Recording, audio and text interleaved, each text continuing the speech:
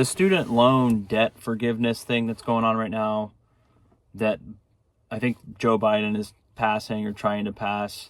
I read a little bit about it, and basically it's going to forgive a lot of the accrued interest on some of these student loans that are outstanding. And I think there's a certain amount of them that if you don't make above, I think 120,000 as a single person, or 240 if you're married, that you can qualify for a certain amount of forgiveness on it.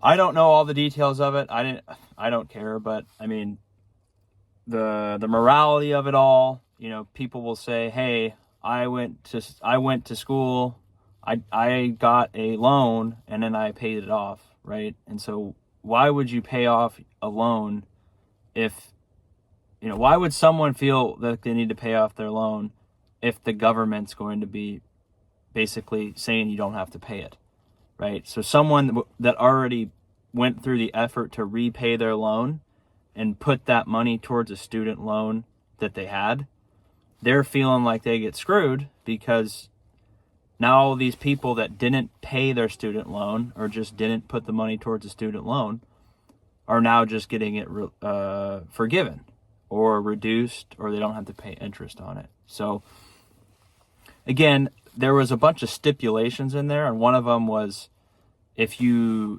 got a program that was deemed to have like no economic value, that basically they were going to forgive your student loan, like completely, I think, because the program was deemed to be kind of like like stealing, because they take your money, they put you through these programs, but at the end of your time with that degree, they say, "Hey, you can't realistically get a job that is better than if you just didn't have this degree," right? The whole point of going to college is to get a degree that is marketable and that is going to improve your situation. Otherwise, you start asking, why would I go to college? Why would I spend 4 years of my life going to college if I'm not going to get a situation that's better, right? If you get a bunch of debt, you waste 4 years of your life and you don't end up in a economic situation that's better, or that has the potential to be better,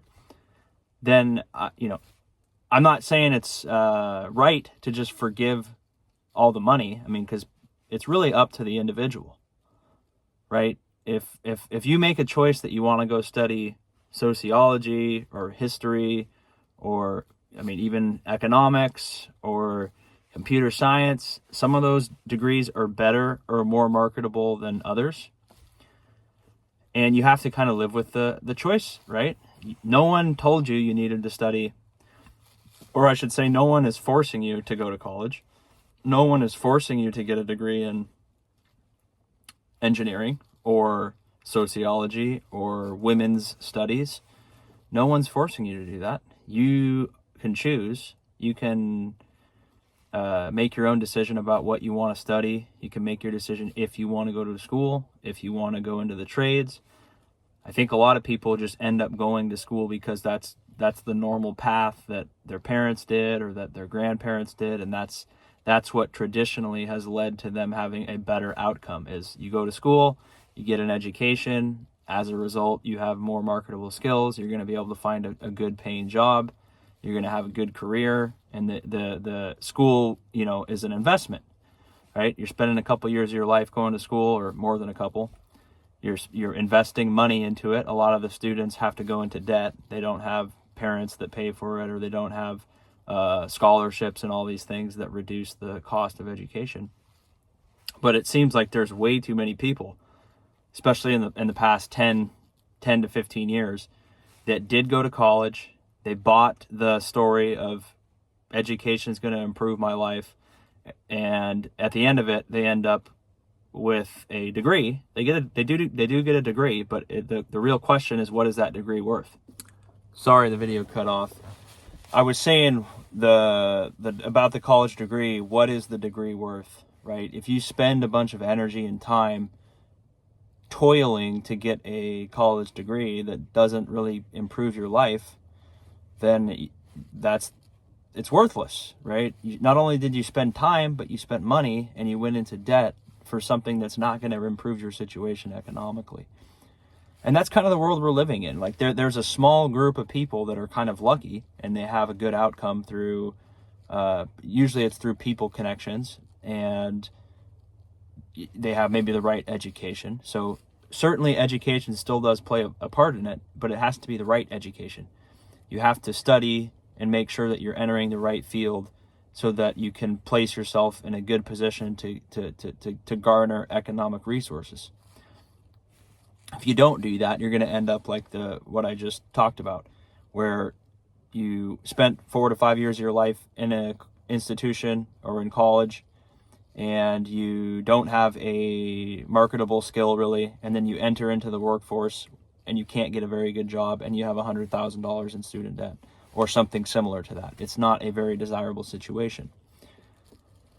So education is important, and it's kind of wedging the divide between people even further, because if you study the right things and you do apply yourself, it is still possible to have a good outcome, as I said. But if you just go through the motions in college, like people maybe did 20, 30, 40 years ago, you're not going to have the same outcome. There's not just like a great shoe-in type job waiting for someone that has a sociology degree or a history degree or a even communications degree. I think communications is probably a good degree to have, or a good skill set to have. I shouldn't say degree, but it's a good skill set to be able to effectively communicate with people. But you're not just going to go to college, go through the motions, and then have a good outcome right out of college. It's possible. There still are people that can go to college. They can kind of just they don't have to really do all that much, and then they get maybe a little bit lucky, and they have a good situation. Of course, everyone can improve that if they're working harder and just genuinely trying hard. But to think that you're just going to go to college and then everything's going to be like peaches and roses once you get out, it's kind of been debunked. I mean, that's not going to happen. People are buried in student debt. They have a job that they could have had in high school, in all honesty, or they're making, $15, $20 an hour, even $25 an hour isn't really going to help you get out of student loan debt, be able to afford life, and be able to save money for, kids or a house or anything, even a newer car. You're just going to be, I like to use the analogy of just wading, wading, in the water. It's like, are you drowning? Well, maybe you're not drowning yet, but are you going anywhere? No, you're just kind of in the water. Your head's above and you can still breathe, but your body's working a lot, and you're having to use a lot of energy just to stay where you are. You're not really going anywhere. You're just in the water, not moving. And you're not on a boat. You're not on a jet ski. You're not even on a little canoe. You're just in the water, and you're trying to stay alive. And that's what I liken the situation to. Because think about it, really. If you're 25 years old, you went to college, you got $50,000, $100,000 in student loan debt. You get out of college, it's over. You have your sociology or your human resources or history or whatever the degree is. And then you find out, it's like, well, what can I do with this degree? What are the jobs I can get? How can I start making the money that I thought I was going to be making? And the answer is you just can't. So, what can you do, right? You have to accept the job making $20 an hour or $25 an hour.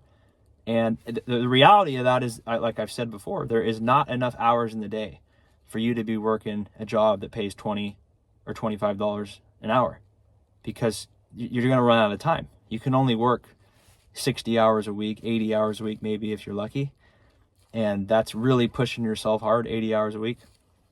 And 80 hours a week, I mean, that's, if you're making $20 an hour, that's like $80,000 for the whole year before tax. And no one can realistically work 80 hours a week every week without getting completely burned out or having health problems, right? So that's just a long rant on the student loan thing. I know I kind of went off on tangents there, but people have to think for themselves. And if you don't see a pathway to having a good outcome after spending 4 to 5 years of your life in college, I would think it would be probably advisable to not go to college. You're going to have to figure something out on your own. But do you really want to go to college for 4 to 5 years and then still have to figure stuff out on your own and not have a marketable degree and have $100,000 in student loans? I think that's worse. You guys let me know what you think. Subscribe if you want. Put your comments. See you on the next one.